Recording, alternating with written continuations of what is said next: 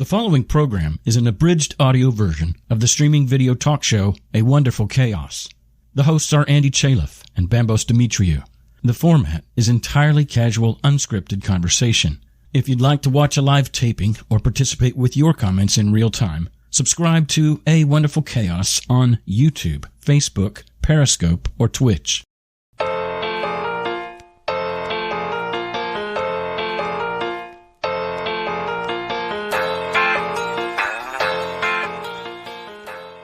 I made a transition from graphic design, first for a company and then on my own with a bunch of people in a kind of an agency collective setting, to taking a sabbatical more than 10 years ago and then switching to photography and art photography, where in the beginning, I really concentrated on decay and kind of messiness and urban kind of textures and things like that. And that I find a lot more in Hong Kong.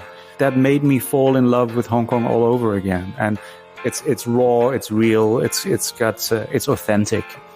The series that I do these days and the reason that works is really kind of mostly thanks to Hong Kong. Yeah. It's just visually a beautiful city.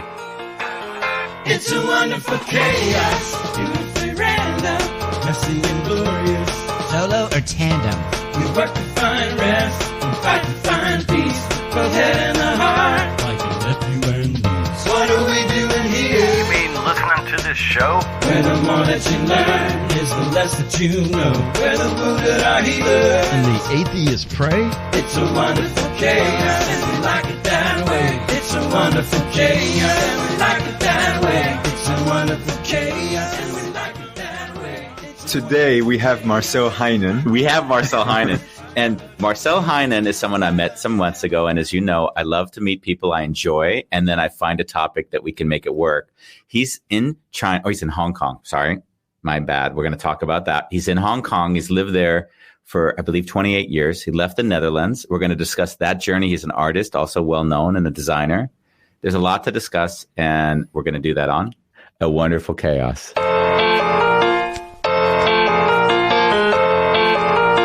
So how are you today? This is your second day of eating, right? Or What do you third day? mean? No, I've been eating for quite a few days now. You mean after the juicing? Yeah. No, juicing ended on Friday last week. Oh, really? Yeah, I did a 5-day juice fast. Okay. Yeah, I called it a week maybe. That's why it got confusing. I'm good. I've jogged 3 out of 4 days, which is really a big thing for me. With me, I always go through these processes where I'll do a lot of self-care, a lot of discipline. And then I'm going to use that as the start for the next sort of more disciplined life. And then I'm disciplined for maybe another 3 days. And then I start breaking it. And then I start suffering the consequences. So that's a pattern that I've seen repeat. And it's okay. I'm jogging still, which is good. Let's see how long that's going to last. And you, what's going on your side of the sky that we're in front of right now? I actually slept in, Andy, today. This was a sleep-in day. Wow. What is sleeping? Sleeping for you is you waking up at 6 o'clock. Like, people don't understand that you wake up at 4 a.m. So sleeping in for you, like, how late is that? Well, this morning I actually stayed in bed till 8. Oh, my God. Because we had the authentic relating last night. It was quite late when I got home. That went really well, I saw. Yeah. And I woke up and I was like, get up. And I was like, oh, man, like any other day. But today it's like pushing it. I just felt that I'm going to break today. And you woke up at 8 o'clock. I was already breaking a few days ago. So today was like, okay. When's the last time you stayed in bed till 8 o'clock? Like, how long ago? Months? I don't know what happened to my sleep schedule, but I'm waking up at 5 a.m. nowadays. Just weird. Have you been outside though at 5? No way. It's really like some mornings you can actually see the stars. Really? It makes me feel like I'm back in Cyprus. Oh, so it may be rainy. worth a jog, you're saying, if I can muscle it. You come to Wester Park. Okay, sweet.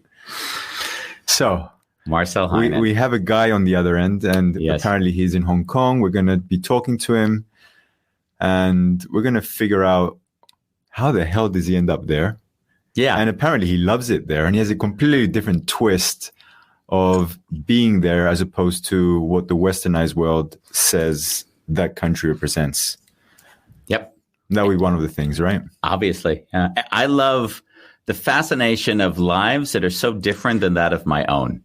And then how is it that they have created a normalcy, which is so different than my normalcy, and yet it works? I mean, Marcel Heijnen is so weird because his apartment in Hong Kong is almost the same design as the one he has here in the Netherlands. Yes. So which is already a fascinating design in any place. So to have two places that are the same is already wild. So shall we bring him on? We bring him on. So don't go away. Yeah. I both learned a new catchphrase today. Don't go away. Hey. So let's act like we don't know anything about him, Marcel. So Marcel, tell me, how the hell did you end up there? You're going there, Brent. Great. Like you're living in this beautiful country. There's green, and now you're kind of looking at this industrial area.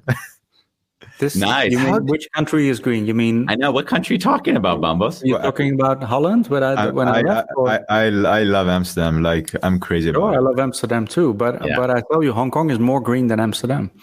Yeah. So that's the amazing thing. Whenever you see photos of Hong Kong or the stuff you chose as your background, kind of densely populated concrete towers, there's a lot of that, but that's very concentrated. I think Hong Kong is about 10 to 15% built up, and the rest is kind of nature. You can go to secluded beaches here. I hike almost every day. If I walk for 10 minutes, I'm in the hills. And then I can walk for 2 or 3 hours in the hills, and I would meet snakes and wild boar, and it's fantastic.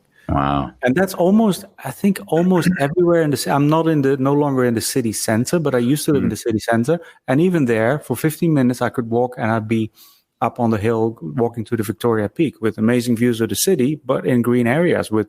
I'd like to rephrase my question then. Yeah. What prompted you to get on a plane and go and live there? Actually, to correct your intro a little bit, like I've been away indeed to Asia for 28 years, coming to 29, but most of that was in Singapore. Oh. So, and I've done Singapore twice, and I've done Hong Kong twice. So this is my second stint in Hong Kong.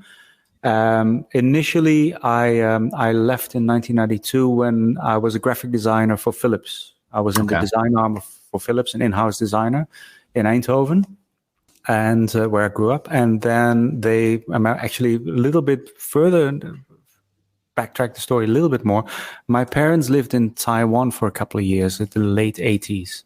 And then I didn't join them because I was already working. But I visited them and I was totally fascinated by it. And I did, during that first trip, it was Taiwan, Hong Kong, Singapore, Bali. And I mean, in those days, Bali was still like an adventure to go to. Yeah. And then I came back to the Netherlands and I was like, I want that too, you know. So I've always had that fascination with Asia. And in 1992, the company asked me to move to Singapore and to lead a small team of graphic designers. Local graphic designers in Singapore. So I did that for 3 years. Then after 3 years, they asked me to do the same in Hong Kong with a slightly larger team, which I did. I didn't love it at the time, but I liked Singapore a little bit better. But I did it anyway, and I still had a very good time here. So I lived here for 3 years in the mid-90s, which was actually the time when Hong Kong was given back to China. So the famous 1997. So I lived here kind of the time leading up to that, and the actual dates, and you know the events that were going around, and talking to a lot of locals about how they feel about it and everything. So that beginning of belonging to China and starting the 50-year period under the one country, two systems kind of umbrella in a way, and then I moved back to Singapore late 1997. And started my own business in graphic design. But and I came back here 5 years ago. I mean, I've always found Singapore very sterile. So I don't know if it's like the Switzerland of Asia for me. Yeah, I think it isn't as sterile as a lot of people think when they visit. You can find. I mean, I lived in a beautiful 1930s pre-war house. There's actually a lot of heritage there. There is also, if you want to find it, there's enough dirt there as well.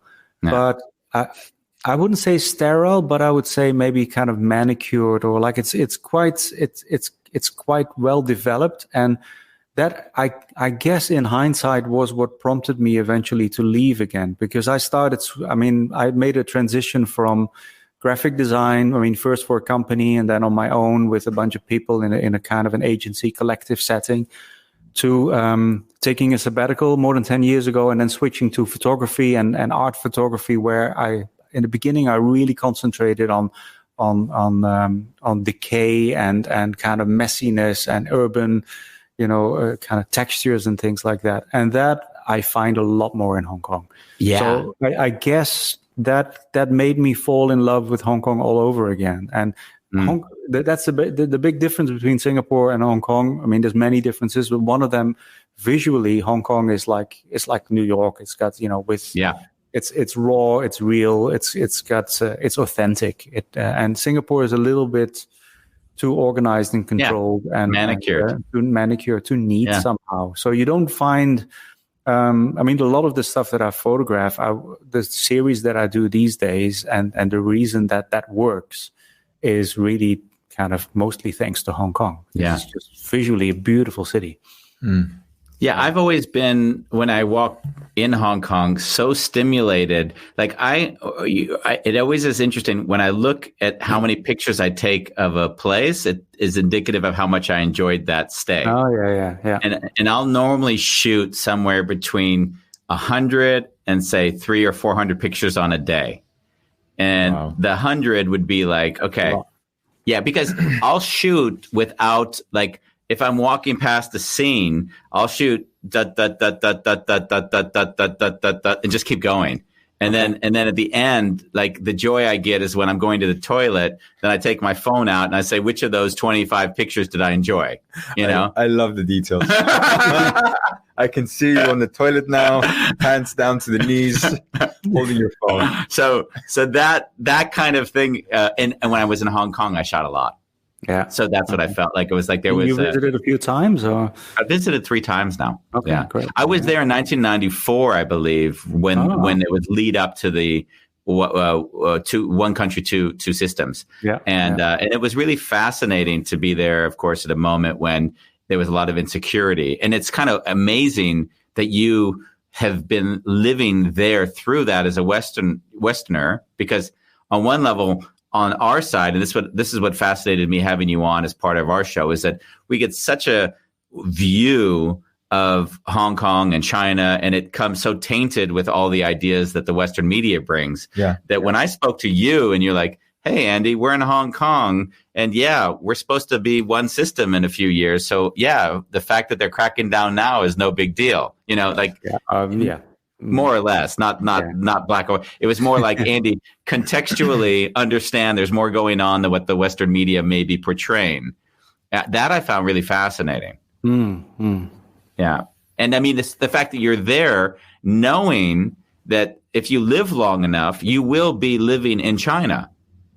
Yeah, well, in a way, that's kind of already started, of course. Like, I mean, the 50-year period is now kind of, it's almost like expedited that China gets some control, which we all know, which happened this year and kind of due to all the demonstrations last year.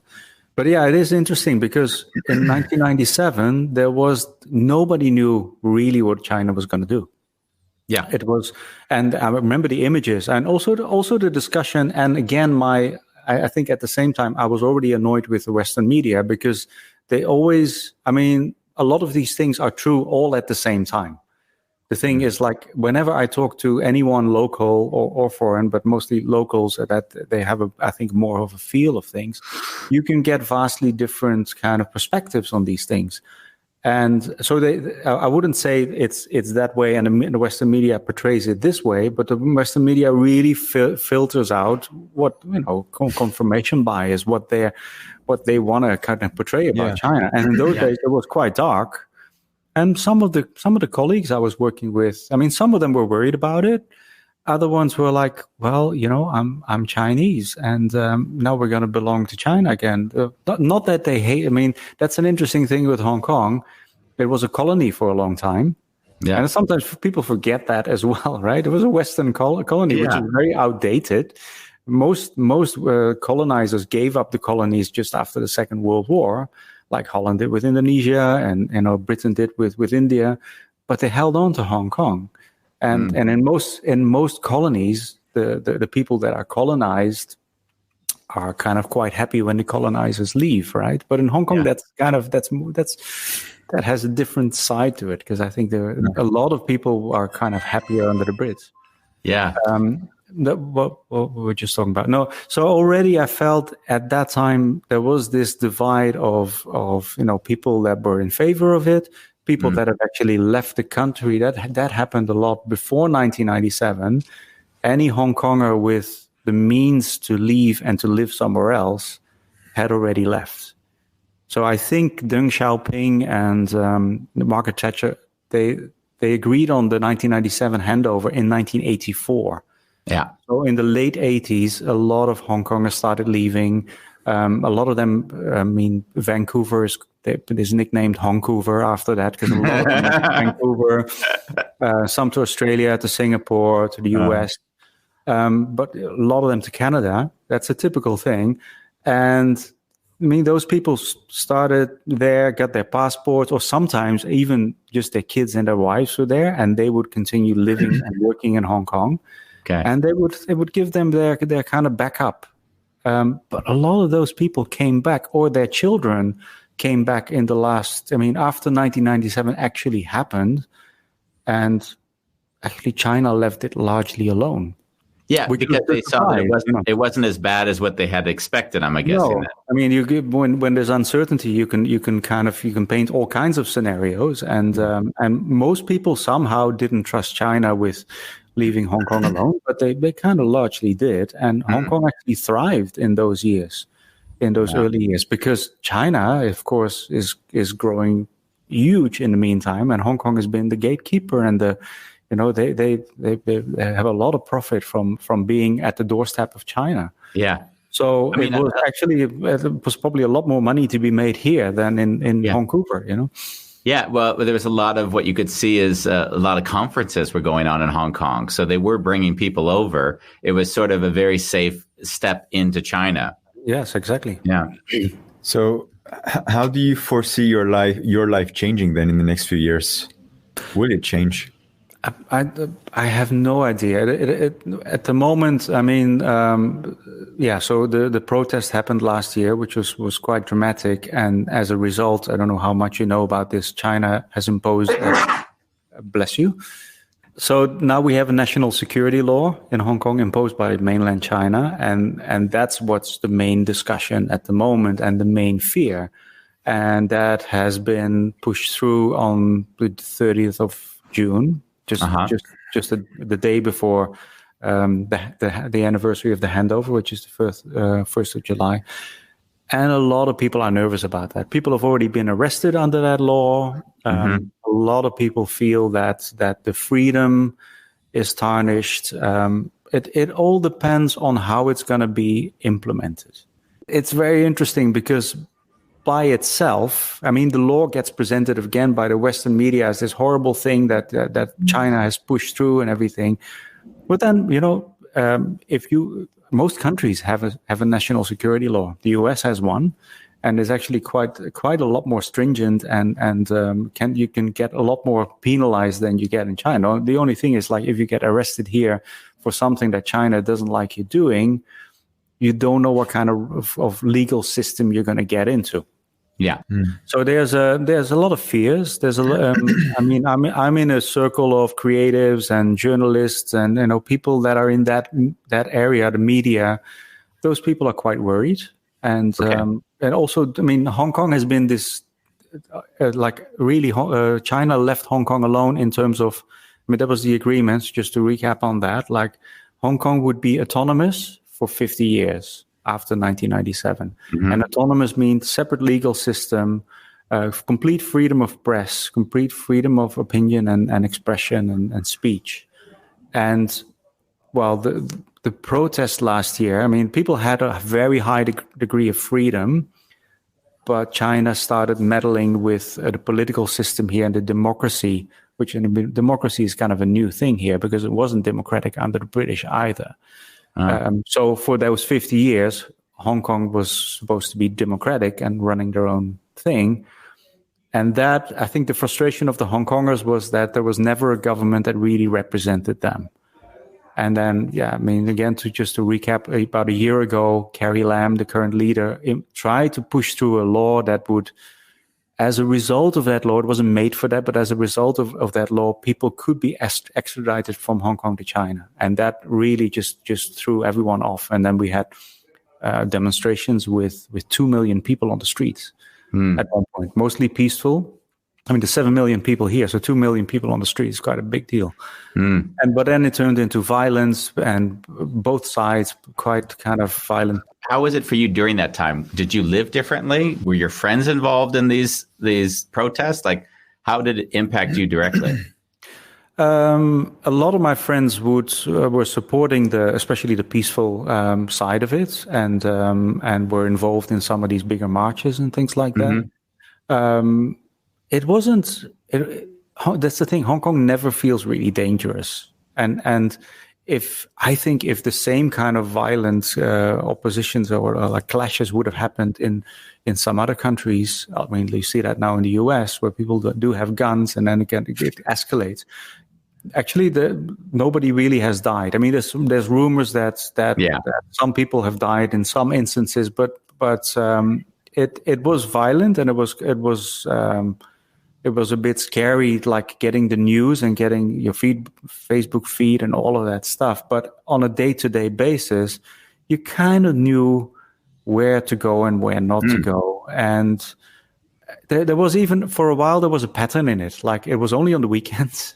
And it was only there and there and there. And then it was almost like, and on Monday morning, everyone would go back to normal, and we would have a whole week. And then on Friday, the tension was coming again. And then people go, oh, it's in Mongkok now, it's over there now. It's like, and then at one point, the worst bit was when the kind of the radical protesters kind of probably figured out that doesn't work. Because, I mean, the whole thing that people wanted to kind of paralyze the economic system a little bit. So they weren't out to kind of kill each other, but they want to hit the government where it hurts. So they kind of went like, well, maybe the weekends aren't good. So they started doing this during the week. They started blocking the traffic tunnels. They started blocking the main roads in Central. And then there was a period where, if you wanted to stay away from it, there was a lot of places you couldn't go to. But you could still go for a hike and things like that. But there was a period where it was pretty grim. I remember I was working with, and next week I actually have a presentation with the Polytechnic University in Hong Kong.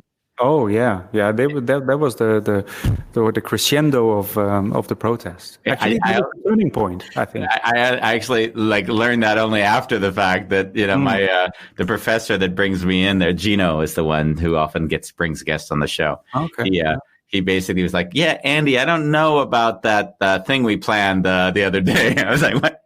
I don't know if you're watching the news, Andy, but there's some stuff going on this side that may stop that from happening. Yeah, that was an interesting couple of weeks where a lot of protesters kind of holed up inside the Polytechnic. And that the building it's interesting that, it's a number of buildings.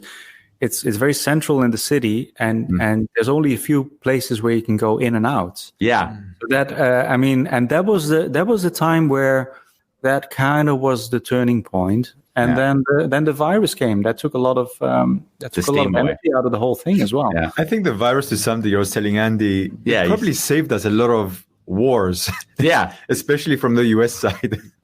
Well, I had this discussion with a good friend of mine here the other day. It's like, what happened to terrorism? Yeah, exactly. Or it's like. They all took a break, The deaths in some countries have decreased because they actually have less flu.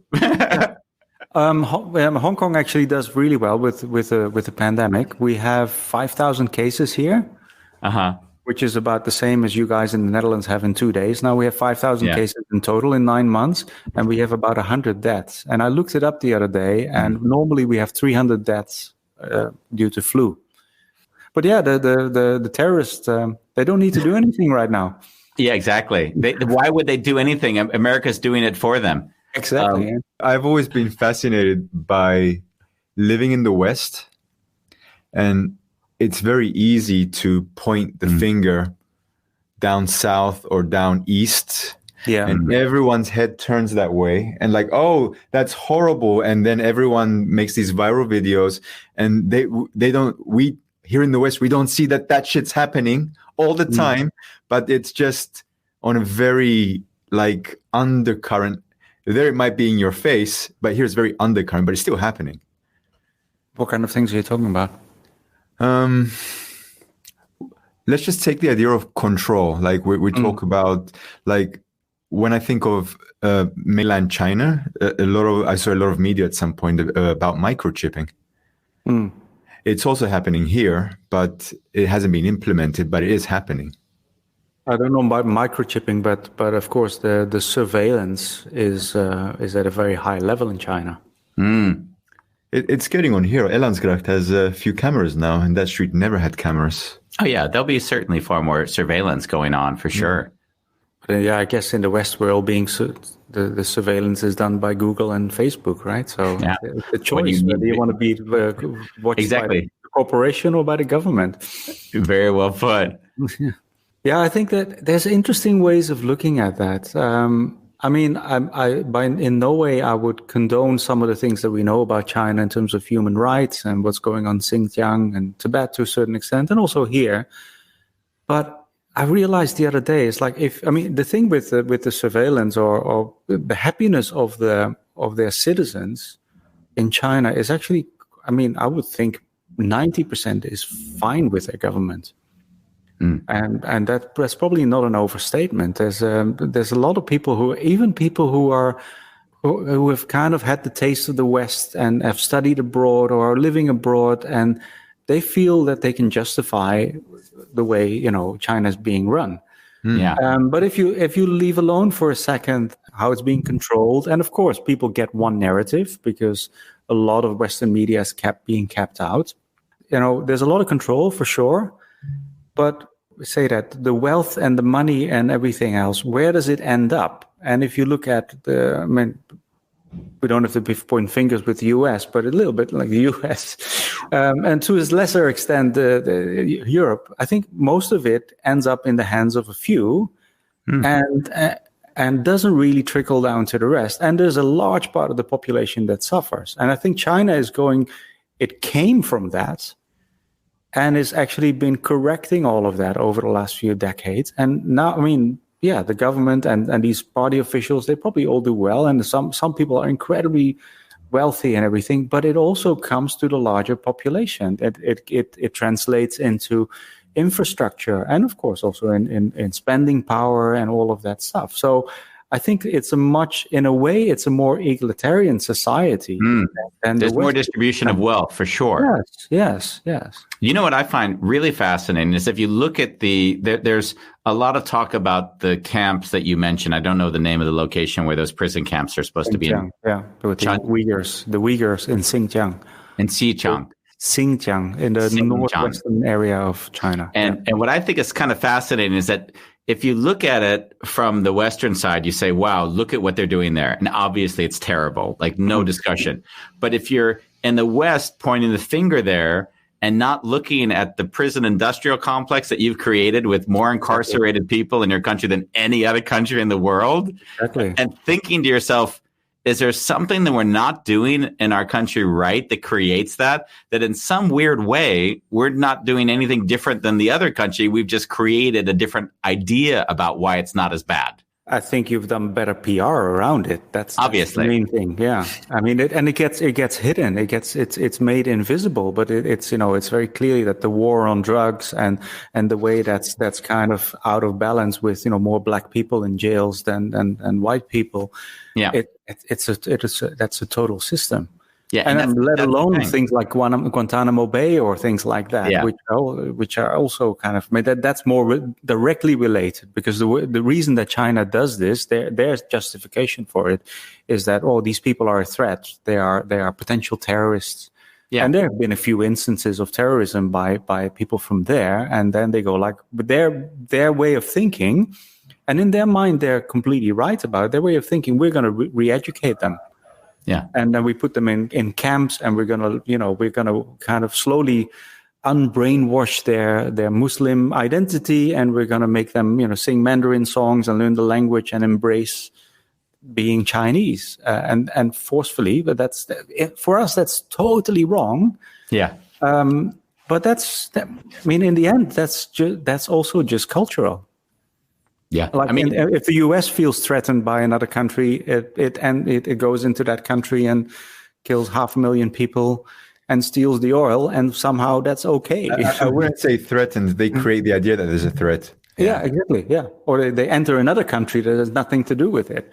Yeah. So there's all of these double standards, which are very interesting. The same with, if you don't even look at those things, but the expansion of China now into the rest of the world with the famous Belt and Road project, the new Silk Road, going into other countries that are poor, where they offer infrastructure in exchange for, resources and things like that. And a lot of people in the West like, oh, you can't do that. For centuries in the West, we've been doing that, right? Yeah. And then we're saying you can't do that. And I was sitting in Amsterdam last year, and it was fascinating. Like, I was with a good friend of mine, and she was kind of, oh, it's so scary. China goes into Africa, and they get to go for the resources and the materials, and they go there and there. And we were sitting in the Haarlemmerstraat, in front of the old building for the West Indies Company, which is like, the headquarters of plundering in the past. Yeah. And it's like, we can easily say that because we've done it 300 years ago up to fairly recently. And because of that, we are ahead of, and therefore we've developed into a kind of, now we have the luxury of having this mindset now. It's like, this is wrong. Yeah. In the bigger scheme of, what people have been around for a few 100,000 years. And if you would just take a little bit of that kind of cultural bias out of it and go like, well, for us, it was okay. The Dutch were involved in slave trade. That was big totally okay at that time. That was the ethical norm at that time. Yeah. And that's not that long ago. No. Yeah, China is on a certain route, and it might or will come to certain conclusions as well. They might be similar to ours in the sense that they will be more open-minded or there might be more freedom, but they may not. Yeah. We don't know that. But it's very hard to go they don't think the way we think now. But 50 years ago and 100 years ago, we thought completely different, and we did all these things. And we don't look at that. Benefited from that. And benefited from that and are ahead because of that. If you go down Herengracht today, they had a building which they re-established, which has where all the slave trade actually went through. Oh. And it's fascinating because you walk by it, and then there's basically the head of a slave male and a female on either side of the building. Wow. And on the Herengracht? On the Herengracht, Where exactly? I don't know. You walk out the door and turn right. Okay. And that's part of the history that obviously they were the ones that were the traders. They're the ones that actually, they got the best bit because they just took the money out and they look clean, as if they didn't do anything in the process. Like making peace with that past is certainly something the Dutch are just coming to grips with now. Yeah. Another thing that I've been thinking about quite a bit, and I've also been looking at a lot of documentaries and talks about this, is like there are some real cultural differences between the East and the West in terms of thinking. The most obvious one is that I think in the West right now we are more individualistic in our thinking, and in the East it's a bit more about collectivity, community. And I think the trap that the Western media or the Western mind falls into is this. I don't know if you can say that in English. In Dutch, we have this saying, like, the innkeeper trusts his guests the way he is. You trust the person as far as you actually are to be trusted. That's sort of what you're saying. Something like that, yeah. And we have that as a proverb, like, so if the innkeeper can't be trusted, he will not trust his guests. Yeah. I think that's the Western mind and the Western history has been that of colonization and plundering and therefore knows like, well, if you have the opportunity, you will do that. People kind of project that onto China. And of course, China is really large, needs a lot of energy, needs a lot of source materials and things like that, and goes elsewhere for it, but doesn't necessarily mean that they will want to exercise their powers there. That's a Western thing in a way. Yeah. There's an interesting guy, a British guy who studied a lot of this stuff, and he pointed out, for example, the same time and the same period as Columbus had his ships, there was a Chinese fleet, and they put the models next to each other. The Columbus ship is about that size, and the Chinese ship is about that size. And there's also, there's theories that China actually discovered America in 1421 or something like that before Columbus did, and kind of did nothing with it. That's just propaganda, Marcel. It's propaganda. Really, 1421. Yeah, there's books written about that. I mean, it's also been kind of, I don't know, debunked. I'm not sure. Yeah, who knows? But an interesting thing with that is that, I mean, a lot of the wealth of Amsterdam is related to the technology at that time. In Amsterdam, they were a little bit better with ships that can go a little bit further than the other ones, so they could start trading, and then therefore they had this kind of how do you say that? They were further ahead. They had an advantage. Yeah, they also figured out how to cure the fish so that they could stay longer at sea and still stay alive, of course. Okay, those kind of things. Yeah. So it's usually technological advantage that leads to how far you can reach. And the interesting thing is China had that technological advantage at that time and didn't do that much with it. And that's an interesting thing to consider sometimes, because it's not in that, and we think of China as like, well, they're in that mode and they're going to colonize all of us. And there's a lot of things maybe to be worried about China's influence in the world right now. But yeah, it doesn't mean that's to the same extent as the Western mind would do it. You know, what blows my mind is to know that Chinese is the most spoken language in the world. Well, 1.4 billion people, right? I know. Isn't that weird, though? Because as a first language, I guess. Yeah. If you go anywhere else, you're always thinking to yourself, oh, English must be. Everywhere they kind of speak English. But no, it's not true. Actually, Chinese is far more spoken. Yeah. And Spanish probably is a big... maybe more than English, but Chinese is the number one. Yeah. Yeah. Wow. You were saying something that I thought was really interesting. I've heard it said a lot or in different ways. It's when someone has the privilege to ignore. And I was speaking to a friend of mine who was also on the show, David Boone, he was born in Cleveland, Black. He went from being homeless to going to Harvard. And I was talking to him about the race relations in America and how, a lot of the whites aren't necessarily taking up the resistance, as it were, against whatever the inequity in America is. Jane Elliott says that too, right? And who says that? Jane Elliott. Yeah, Jane Elliott, of course, she says that as well. But he says, Andy, that's a privilege because they've already got it. So why would they fight for something that they've already got? Yeah. And when he said that, to stay out of it a little bit, the privilege not to have to deal with it because I don't have a problem. It isn't a problem. And I found when he said that to me, I found it first of all quite beautiful because there wasn't blame in it. It wasn't bad. It was just, of course, they're not worried about it because it's not their problem. Yeah, like their kids aren't getting pulled out of the car and shot. Getting shot. So hey, it's not a problem because it's not our problem. Yeah, I'm a little bit in that situation in Hong Kong, to be honest. And because I have a lot of discussions with my local friends here, and a lot of the discussion, even with foreign friends, is like, are you going to stay? Are you going to leave? What are you going to do? And I'm in that luxurious position that I can ride it out until it really doesn't work anymore. And then I have a plan B. I have another passport. I have another place to go. Yeah. And I find it a fascinating place still. And things have calmed down a bit, but I'm a little bit like I'm this outsider living here, but being the perpetual outsider.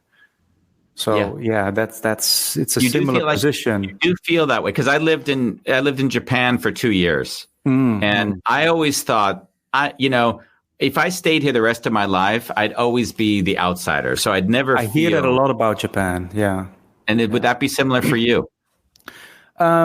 Yes and no. I think Japan is more of a kind of a monolithic society where, as a foreigner, as a gaijin, you never get into it.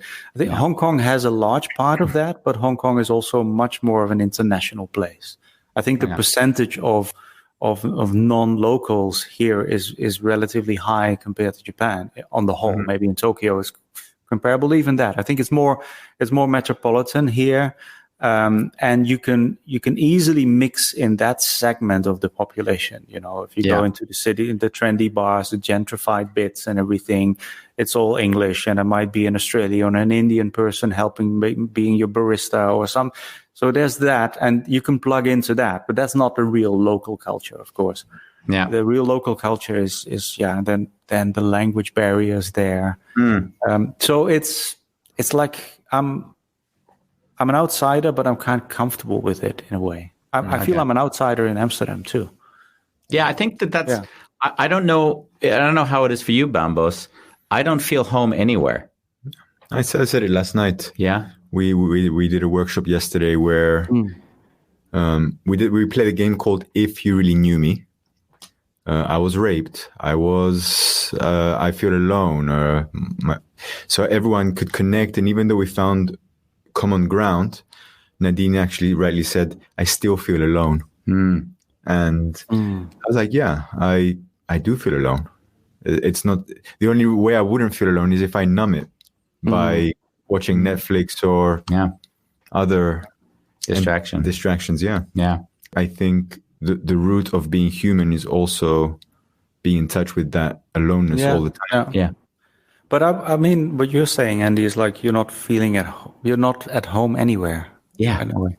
But I do feel at home in my space here. I do feel, and you're going to laugh.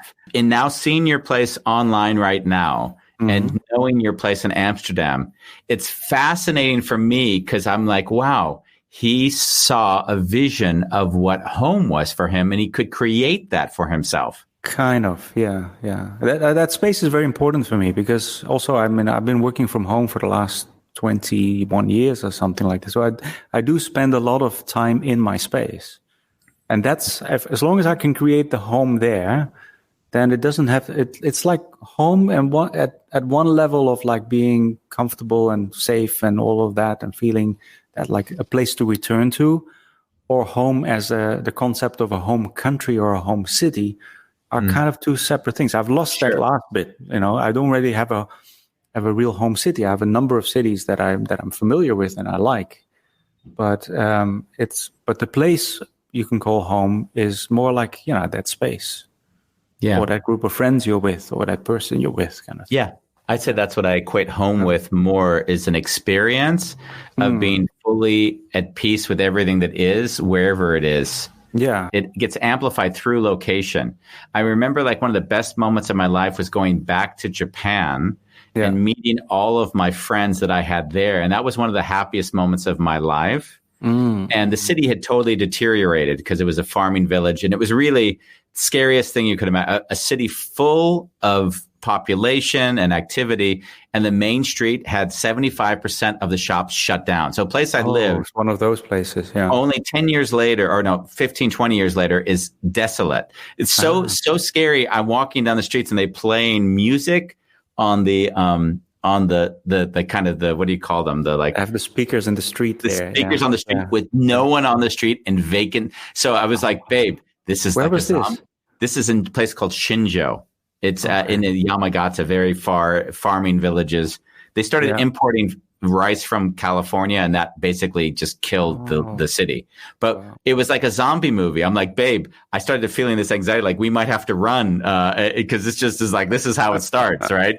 Like ominous music, no one on the roads. What's going on here? But the thing was that in the bar with the friends, it was the most magical, one of those most magical nights of my life because that was home. So you did meet your friends in the end? Yeah. They all came together and they were all very different. I'm always eclectically bringing people together. So I brought the kind of the city idiot almost, you know, who I loved, who dyes his hair blonde and no one dyes their hair blonde there. And the woman who owns the nicest store in the city. So these two would never have met or spent any time together if they didn't have me as a mutual friend, which was really sweet because they, after I'd left, hadn't spent much time or no time together. But now I come back, they came back together, and that was one of the most beautiful nights. They were all still there. They were all still there. Okay. Yeah, they were all still there.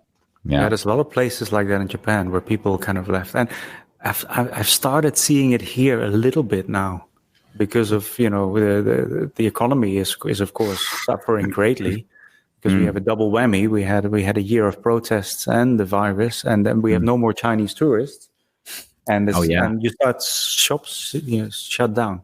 There used to be, I heard a figure that 200,000 people from China arrive every day in Hong Kong. No. Yeah, and now it's probably 10 or something. It's like fascinating. Yeah. By the way, we do have some comments coming in that's always nice to share. You have Paul van der Veer, who probably you worked with at some point. He's saying hello to you. Lang niet hello, Paul. Lang niet gezien. Yeah, look. Bola Long is speaking to the flu is reduced in all precautions we're taking in life at the moment. He mentioned that a bit earlier. Yeah. JC, who's in Kentucky, he's always happy to say hello to us, and he's listening to us. He has an amazing taste in hats. He does. He's sending Bambos one, which we haven't gotten yet, JC. Just for the record, I haven't got it. And Bola Long also shares, there's no way that your problem will be mine somewhere down the line. We are one. Humanity is one. Yeah, that's actually another really good little angle on the whole like collectivism versus individual thinking angle. But anyway, it just well, let's stay, because Bola Long, he he's in South Africa. He's basically, as far as I'm concerned, he's also a co-host on the show, because he's here every day giving us the questions that guide us and lead us in a lot of ways. When I look at my own development of seeing the world, experiencing myself, I went through the years of thinking of myself being special, and then living in 7 countries, I've been the minority, and I've seen that each of those countries has shaped the mindset of each country in a very unique way.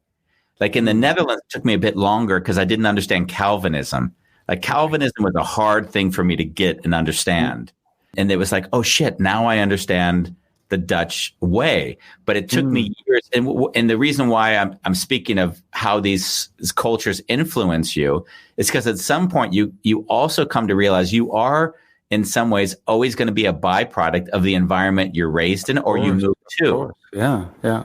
And that, in a way, if you can see and feel that, then it's like, oh shit, then who am I on the biggest scale of just being human and not buying into any one narrative? And that's a hard journey to make, because that can be very isolating, because you're no longer part of the society. You have to allow yourself to be free of it. You have to say, fuck these rules. Like, I don't need to belong by being proper or whatever the things are. And that I find fascinating everywhere. Yeah. And that's what Bola Long is speaking to when he says, home in a way is, and Bola Long struggles because he's in a country where there's a lot of religious dogma. And so he's always fighting people, trying to explain to him, if he just believed in Jesus Christ, his life would be that much better. Yeah. And since he doesn't believe in Jesus Christ, his life isn't that good. Like, that's the kind of nonsense he's having to deal with on a daily basis, right? Yeah. Bola Long, please believe in Jesus Christ. Yes. Your life will be so much better. Well, Jesus will save you, Bol. Just for convenience. Exactly. Just for convenience. No, but he would argue, and this is what I love about Bola Long, and I've learned a lot from Bola Long on this, and I've had to deal with this in myself, is that, and we had a guest on, which was earlier this week, on truth with Karl Popper. And the whole point is, we can all agree that truth is contextual. Everyone decides their truth, and they establish that by their arguments. But the question is, when is it a moral obligation to do something because another individual's truth is a persecution against someone else? Yeah. So one could have lived during Nazi time and said, hey, you know what? It's just a guy with some crazy ideas. And then afterwards, you're like, hey, how would you not have taken arms? And at the same point today, people would say, to what degree are you beholden to going against someone like a Trump? Because if he says, hey, white supremacy, stand by, that's just a joke. That's just a joke. Well, we can have that discussion again in 5 years and see where it's gone by that time. Yeah. Yeah, but that's the question. Pivotal moment right now. We see it all happen. Yeah, and I think that's the difference during the Nazi time in Germany, you wouldn't get the information straight away. Also, now we get all that information. We can see it happening. Yeah, but the problem, of course, is that you've already have a predisposition for you've already created your own echo chamber. Yes, so whatever echo chamber you're in does that for you. Yeah. Facebook has already given you the gift of never having to listen to anything that doesn't validate what you already want to believe. Yeah, exactly. Yeah. And so in the weird way, there is no more development or intellectual curiosity or expansion, because if you looked at yesterday's debate, I mean, all we learned from that was, like vindictive name calling and no policy discussion. That's basically where we are right now as a nation of what's acceptable. Yeah. Yeah. Have you watched The Social Dilemma yet? I got through half of it, but it felt, honestly, it didn't hit me as many others had, because I felt like it was so obvious already. Like I didn't think, I'm like, guys, what? Yeah, we know this already. Yeah, we know this already. I was more. Yeah, but they put it together in a very, very good way. Okay. I think they put a good total picture on it. Okay. Well, I had a lot of. At least I felt like I had it. So I'm like, okay, so what's new? I think I was more fascinated by the other film that came out, which was about the data analytics that was out, I think, a year and a half ago. I don't know if you saw that about the Great Hack. The Great Hack.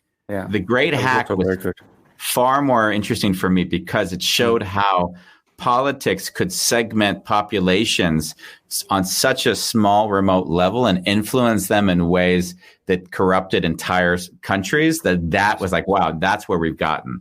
Yeah. Yeah, that was really, I found that's worth watching, Bambos, probably more so than the shows. Bolalong said, because I always want to give him the last word because I speak on his behalf, and half the time he says you're not right. So let's just make sure that moving around releases you from your culture. You remain only with the qualities you like in your original culture. Oh, isn't that's that an interesting thought? Yeah. You can shed. It's like shedding skin in a way.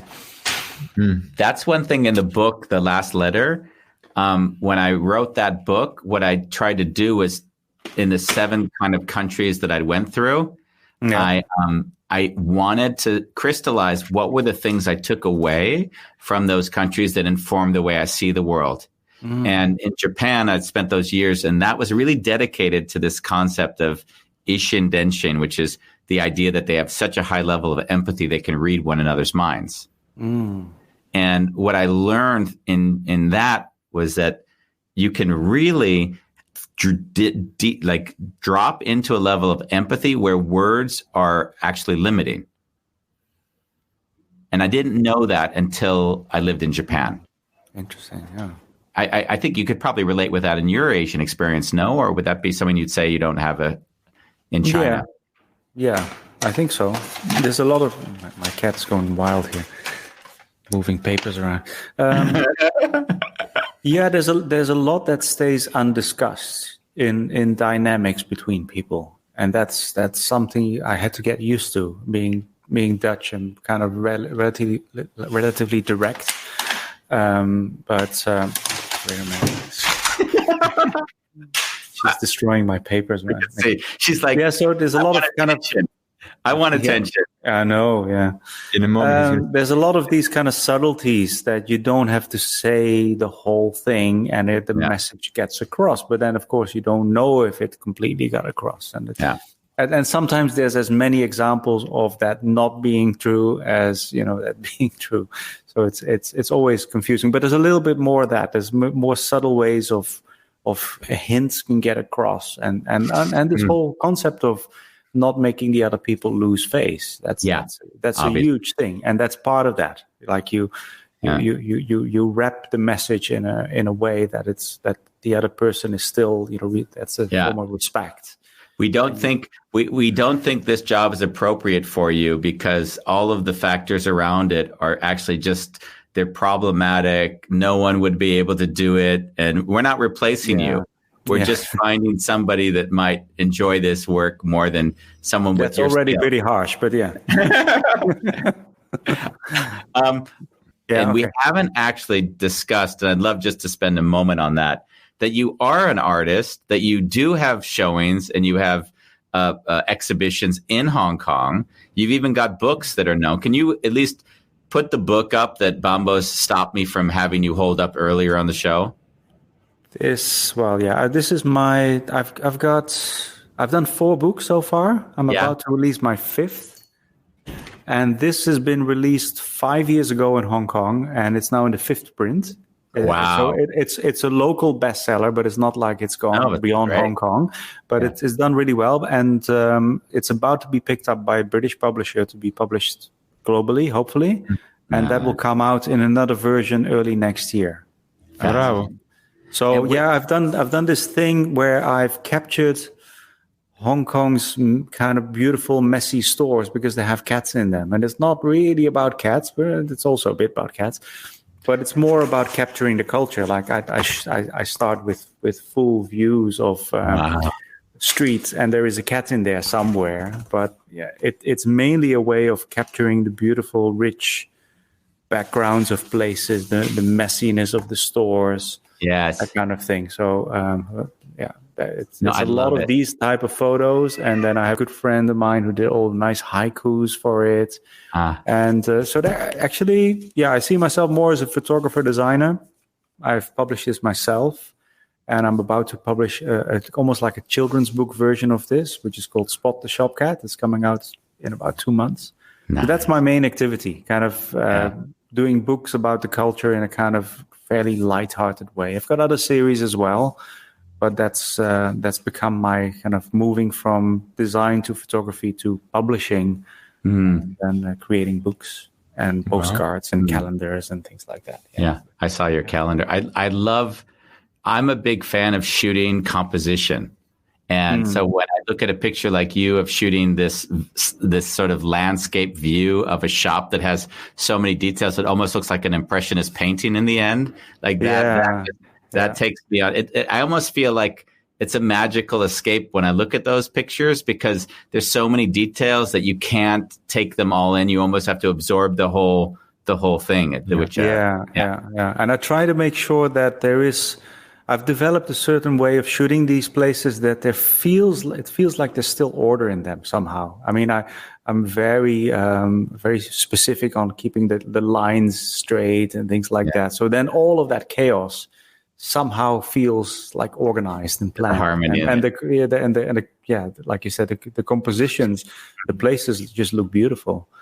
And there's usually that's the beauty here. There's very little evidence in some of these shots that it's 2020 or 2015, 16. There's no branded goods in these places, and that would age something. And the people that work in these places don't have the latest fashion, So these shots look like they could have been taken 50 years ago or something like that. And there's still, I like that. There's still a bit of that left in China and Hong Kong. It's on its way out. That's why I'm documenting it. But in Hong Kong, it's quite slow on its way out. In China, it goes very rapidly. Yeah. Actually, my next book, which will be published next year, will be the same concept in mainland China. Oh, wow. So I've been going through many different cities in mainland China, photographing cats in stores, and then the larger story of kind of having these old places before they disappear, and they disappear rapidly. Yeah, it's quite a tight story in the sense that the only reason the cat is there is that it keeps the mice away. Yeah, I mean that's why just shop owners, not because they really love cats. I think in the meantime they've grown to love their cats, but they're just practical people. Just like in a lot of Amsterdam houses, there's cats because there's a lot of opportunities for mice and rats. Yeah. And the governments allow people to have the cat in there because it does help. The smell of the cat, I mean, they chase them too, but the smell of the cat is like a repellent for vermin and rodents. And because of that, it's only something you see only in the old stores. So it becomes this metaphor for the old disappearing world. Because in the new stores and gentrified areas of Shanghai or something like that, there's no more cats. Wow. Yeah. That's fascinating. And when you go to China, when I went there, like I went there a few times, but like the first time, they were really, the kids would follow me for hours and they'd be touching the hair on my arms because they, you know, I'm assuming in the meantime, there's not anywhere you're going in China where they're fascinated to see you. No, I mean, you get a bit of stares, but I feel that was never a thing in China. I feel people, in the bigger cities, it's no big deal to have a foreigner. In the smaller cities, people look at me, but they kind of leave me alone. Yeah. They don't. They let me go do my thing. It's not like when you're. I think you get that more when you're in India or in the. Yeah, well, I mean, I'm giving my age. We're talking 1991. I'm backpacking through the villages where people wouldn't have seen a lot. Just opened up and That was always a little bit. Always the fascination. The what's that guy doing? No, he doesn't belong here thing. Yeah.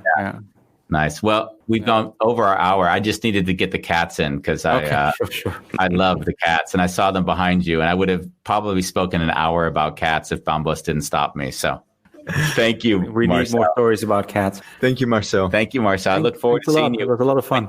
Ciao. Bye.